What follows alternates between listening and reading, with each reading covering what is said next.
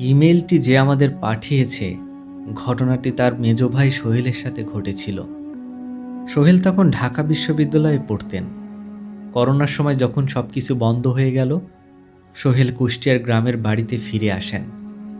বাড়িতে মানুষের কোলাহল থাকলেও সোহেলের ঘরটা ছিল একদম নিরিবিলি, বাড়ির একদম শেষ মাথায়, যেটার জানলা সরাসরি গিয়ে মিশেছিল পিছনের একটা পুরনো বাঁশবাগানের সাথে।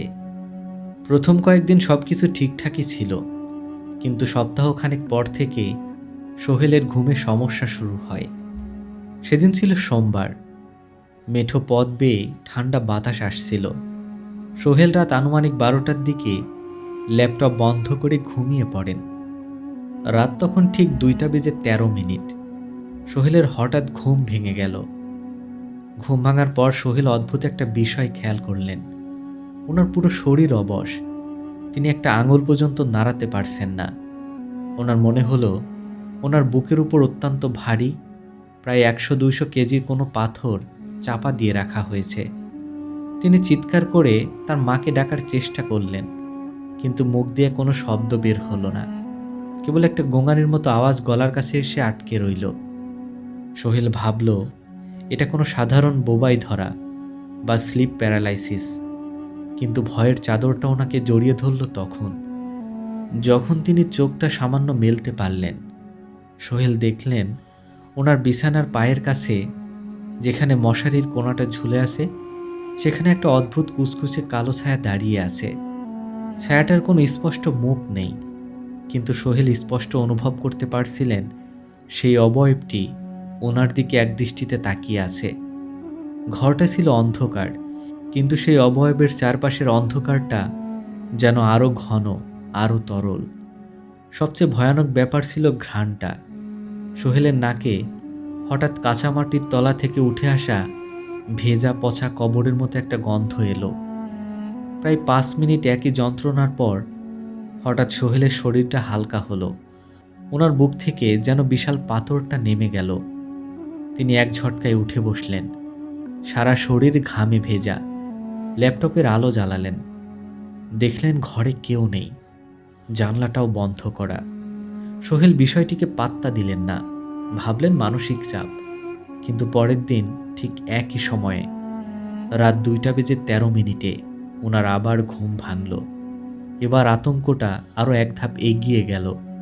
শরীর অবশ, চোখের কোণ দিয়ে সোহেল দেখলেন সেই কালো ছায়াটি এবার পায়ের কাছে দাঁড়িয়ে নেই, সেটি এবার বিছানার ঠিক পাশে এসে দাঁড়িয়েছে। সোহেল এবার কানের কাছে একটা ভারী ভেজা নিঃশ্বাসের শব্দ শুনতে পেল। মনে হচ্ছিল কোনো জানোয়ার ওনার কানের কাছে এসে মুখ এনে ফিসফিস করে বলছে। একটা প্রচণ্ড ঠান্ডা বাতাস ওনার ঘাড়ে এসে লাগলো, অথচ ঘরের ফ্যান বন্ধ ছিল। টানা 7 দিন একই ঘটনা ঘটতে লাগলো। সোহেলের চোখের নিচে কালি পড়ে গেল, খাওয়া দাওয়া বন্ধ হয়ে গেল। দিনের বেলাতেও তিনি ঘরের কোণে কালো ছায়া দেখতে শুরু করলেন। ওনার মা বাবা বুঝতে পারলেন ছেলে কোনো সাধারণ রোগে ভুগছে না। অবশেষে ওনার বাবা পার্শ্ববর্তী গ্রাম থেকে একজন প্রবীণ কবিরাজকে ডেকে আনেন, যার নাম ছিল সোলাইমান হুজুর। তিনি অত্যন্ত পরহেজগার এবং আধ্যাত্মিক মানুষ ছিলেন। হুজুর ঘরে ঢুকেই থমকে দাঁড়ালেন। তিনি সোহেলের ঘরের বাতাসটা যেন বুক ভরে নিলেন। ওনার কপালে ভাঁজ পড়ল। তিনি সোহেলের চোখের পাতা উল্টে দেখলেন এবং ওনার হাতের কবজি চেপে ধরলেন। তারপর হুজুর ওনার বাবাকে বাইরে ডেকে নিয়ে নিচু স্বরে বললেন, আপনার ছেলে কোনো সাধারণ রোগে পড়েনি।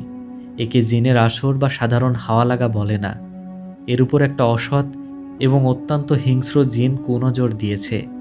একে আরবিতে খবিজ বা হামজাদ গোত্রের বলা চলে। এটা সোহেলের শরীর থেকে প্রাণশক্তি চুষে নিচ্ছে।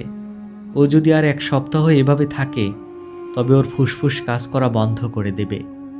হুজুর সেদিন রাতে ওই ঘরেই থাকার সিদ্ধান্ত নিলেন। তিনি সোহেলের চারপাশে এবং বিছানার নিচে সরিষা পড়া লোহার পেরেক দিয়ে একটা গণ্ডি এঁকে দিলেন। হুজুর সোহেলকে বললেন, আজ রাতে যাই ঘটুক, তুমি চোখ বন্ধ রাখবে। কোনো আওয়াজ শুনলেও চোখ খুলবে না, যতক্ষণ না আমি তোমাকে ডাকছি। রাত তখন 2:13। হঠাৎ ঘরের তাপমাত্রা যেন শূন্যের নিচে নেমে গেল। সোহেলের মনে হলো ওনার নিঃশ্বাস জমে বরফ হয়ে যাচ্ছে। হুজুর ঘরের এক কোণে বসে তসবিহ গুনছিলেন। হঠাৎ ঘরের দেওয়ালগুলো যেন কাঁপতে শুরু করলো। জানলার বাইরের বাঁশবাগান থেকে একটা তীব্র কান ফাটানো বাতাস এসে জানলার কাছে আছড়ে পড়তে লাগলো, যেন কেউ বাইরে থেকে হাত দিয়ে জানলার কাঁচ ভাঙার চেষ্টা করছে। সোহেল তীব্র আতঙ্কে চোখ বন্ধ করে রাখলেন। ওনার মনে হলো ওনার বিছানার ঠিক উপরে ছাদ থেকে কিছু একটা ঝুল ওনার মুখের কাছে চলে এসেছে। ওনার নাকে সেই ভয়ানক পচা গন্ধটা আসতে লাগলো। ঠিক তখনই হুজুর জোরে জোরে সূরা জিন এবং বিশেষ কিছু কালাম পড়তে শুরু করলেন। হুজুরের গলার আওয়াজ যত বাড়ছিল, ঘরের ভেতরে ছটফটানি তত বাড়ছিল। সোহেল স্পষ্ট শুনতে পেলেন ওনার খাটের নিচে কে যেন নখ দিয়ে অনবরত আছর কাটছে। হঠাৎ একটা বিকট শব্দ, অমানসিক চিৎকার পুরো ঘর যেন কাঁপিয়ে দিল। চিৎকারটা কোনো মানুষের নয়, যেন কোনো পশুর গলা কেটে ফেলা হচ্ছে। হুজুর চিৎকার করে বললেন, আল্লাহর দোহাই, এই ঘর ছেড়ে চলে যা, নইলে তোকে পুড়িয়ে ছাই করে দেব। বাতাসে হঠাৎ একটা পোড়া মাংসের গন্ধ ছড়িয়ে পড়ল, আর ঠিক তার পরপরই সব শান্ত হয়ে গেল। জানলার কাঁচ কাঁপা বন্ধ হলো, খাটের নিচের আঁচড়িকাটাও বন্ধ হলো। হুজুর সোহেলের কপালে হাত দিয়ে বললেন, এবার চোখ খোলো। সোহেল চোখ খুলে দেখলেন হুজুরের নাক দিয়ে রক্ত ঝরছে। হুজুর অত্যন্ত ক্লান্ত গলায় বললেন, আমি একে সাময়িকভাবে তাড়িয়েছি, কিন্তু এর রাগ খুব বেশি, ও সহজে তোমাকে ছাড়বে না। হুজুর সোহেলকে একটা তামার তাবিজ দিলেন এবং বললেন, এটি যেন কখনোই শরীর থেকে না খোলা হয়। পরের 3 মাস সোহেল ভালোই ছিলেন, কিন্তু এই গল্পের শেষটা সুখকর নয়। করোনা শেষ হলে সোহেল যখন আবার ঢাকায় ওনার মেসে ফিরে যান, ততদিনে ওনার মনে একটা আত্মবিশ্বাস চলে এসেছে। একদিন গোসল করার সময় ওনার গলা সেই তাবিজের সুতোটা ছিঁড়ে যায়। সোহেল ভাবলেন, এতদিন তো হয়ে গেছে, এখন আর কি হবে। তিনি তাবিজটি টেবিলের উপর রেখে দেন। ঠিক সেদিন রাতেই ওনার মেসের রুমমেট রাত 3টায় ওয়াশরুমে যাওয়ার সময় হঠাৎ থমকে দাঁড়ায়। সে দেখে সোহেল ওর বিছানায় শুয়ে নেই, ঘরের জানলার গ্রিলটা ধরে দাঁড়িয়ে আছে, আর ওর চোখ দুটো অস্বাভাবিক রকমের বড়, যেটা বাইরের দিকে তাকিয়েছিল। রুমমেট যখন ওর কাঁধে হাত দেয়, সোহেল ওখানেই ঢলে পড়ে। সোহেলকে হাসপাতালে নিয়ে যাওয়া হয়েছিল। ডাক্তাররা জানায় ওর নাকি ঘুমের ঘরেই ম্যাসিভ হার্ট অ্যাটাক হয়েছিল। কিন্তু ওনার রুমমেট সেদিন একটা কথা বলেছিল। সে যখন সোহেলের লাশটা দেখেছিল, সোহেলের চোখের ভেতরে যে আতঙ্কের ছাপ ছিল, তা কোনো সাধারণ হার্ট অ্যাটাক রোগীর চোখে থাকে না। আর সোহেলের কানের কাছে নাকি হালকা পোড়া চামড়ার মতো দাগ লেগেছিল। আর এখানেই ঘটনাটি শেষ করেন। শ্রোতা বন্ধুরা, এখনও কি মনে হচ্ছে এগুলো কেবলই গল্প? আদি প্রাকৃত জগৎ আমাদের খুব কাছেই বাস করে, আমরা শুধু চোখ বন্ধ করে থাকার ভান করি। চলুন এবার চলে যাই দ্বিতীয় ঘটনায়। তিনি যেভাবে লিখেছেন আমি ঠিক সেভাবেই পড়ে শোনাচ্ছি। উনি লিখেছেন, ঘটনাটি ঘটেছিল আমার কাকার সাথে। তার নাম ছিল জলিল মিয়া। জলিল কাকা ছিলেন গ্রামের একজন শৌখিন মৎস্য শিকারী। বর্ষাকালের রাতে যখন বিলের পানি বাড়ে, তখন তিনি ওনার ডিঙি নৌকা নিয়ে একাই বিলে মাছ ধরতে যেতেন। গ্রামের মানুষ ওনাকে বারণ করত, কারণ কানাবিল নামের ওই বিলটার একটা বদনাম ছিল। বহু বছর আগে সেখানে নাকি ওলন্দাজ আমলের একটা নীলকুঠিরের ধ্বংসাবশেষ ছিল, যার আশেপাশে অনেকেই রাতে অদ্ভুত জিনিস দেখত। সেদিন ছিল ভাদ্র মাসের এক থমথমে রাত। আকাশে মেঘ জমেছিল, কিন্তু বৃষ্টি হচ্ছিল না। বাতাস একেবারে বন্ধ, যাকে গ্রামের মানুষ বলে গুমোট গরম। জলিল কাকা ওনার হারিকেন আর একটা কুপিবাতি নিয়ে নৌকায় উঠলেন। ওনার সাথে ছিল একটা টেটা আর কিছু মাছ রাখার খালই। রাত তখন প্রায় 1টা। বিলের মাঝখানে চারদিক ঘুটঘুটে অন্ধকার। শুধু ওনার নৌকায় হারিকেনের আলোটা পানির উপর একটুখানি জায়গা জুড়ে কাঁপছে। বিলের পানি তখন অস্বাভাবিক রকম শান্ত, কোনো ঢেউ নেই, কোনো বাতাস নেই। জলিল কাকা পানির দিকে চোখ রেখে নৌকা বাইছেন।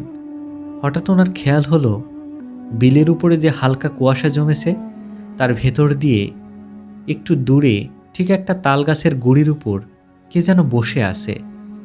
জলিল কাকা ভাবলেন হয়তো ওনারই মতো কেউ গায়ের লোক এখানে মাছ ধরতে এসেছে। তিনি ওনার নৌকাটা সেদিকে নিয়ে গেলেন।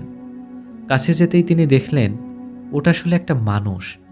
একটা লোক পানিতে পা ডুবিয়ে একটা মরা তালগাছের গুড়ির উপর চুপচাপ বসে আছে।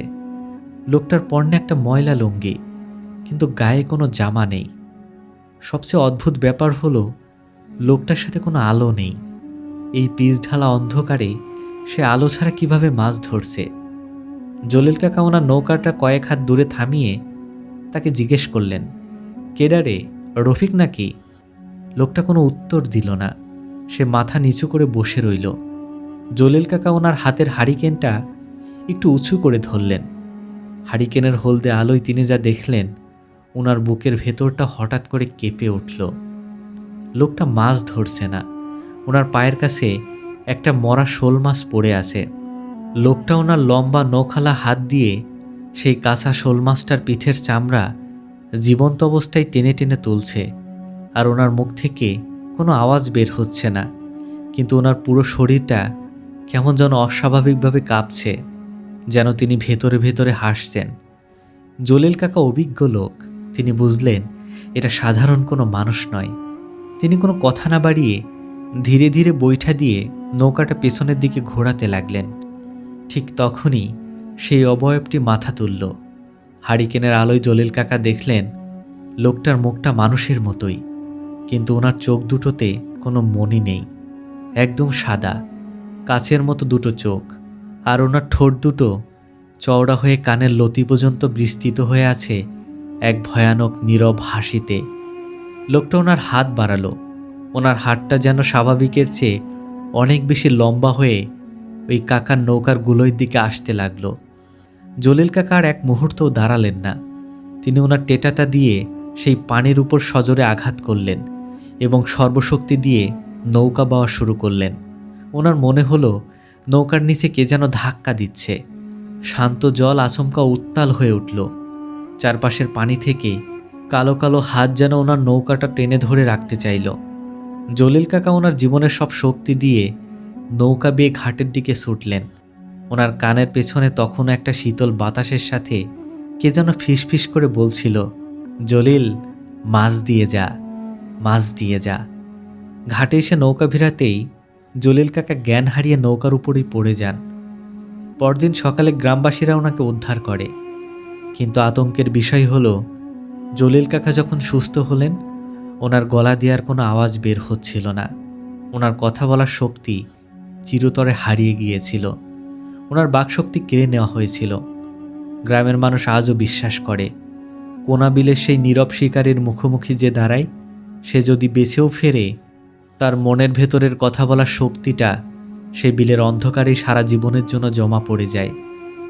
বাস্তবতা কখনো কখনো আমাদের কল্পনার চেয়েও অনেক বেশি ভয়ঙ্কর হয়। শ্রোতা বন্ধুরা, আজকে যে দুটি ঘটনা আপনারা শুনলেন তা হয়তো আপনার চেনা জগৎকে আরেকবার নতুন করে ভাবাবে। আপনার বাড়ির আশেপাশের অন্ধকার বাঁশঝাড় কিংবা রাতে ঘুমানোর সময় আপনার অবশ হয়ে যাওয়া শরীরটা আসলেই কি স্বাভাবিক, নাকি অন্য কিছু আপনার খুব কাছে এসে দাঁড়িয়ে আছে? ভেবে দেখবেন। আজ এ পর্যন্তই। ভালো থাকবেন, সাবধানে থাকবেন।